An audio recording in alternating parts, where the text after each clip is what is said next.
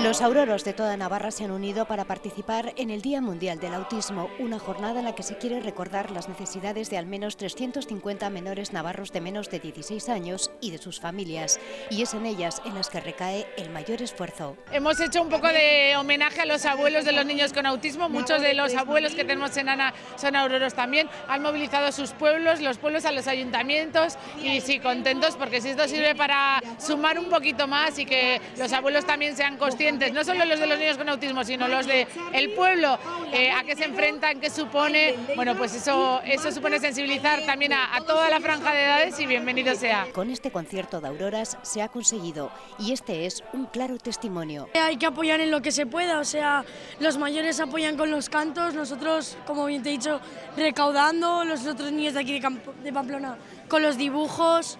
A pesar de que en Navarra los recursos son mayores que en otras comunidades, la Asociación Navarra de Autismo ha querido apelar a la clase política a que se acuerde de este colectivo. Necesitamos mejoras, necesitamos que en las oposiciones haya plazas específicas para autismo, necesitamos que vivan en pisos en la comunidad. Quiero crear FPs, formación profesional especializada, según las fortalezas de cada persona con autismo. Queda un largo camino por recorrer, pero sus protagonistas son capaces de ello, porque ganas no les faltan, ni para dirigir a la sociedad,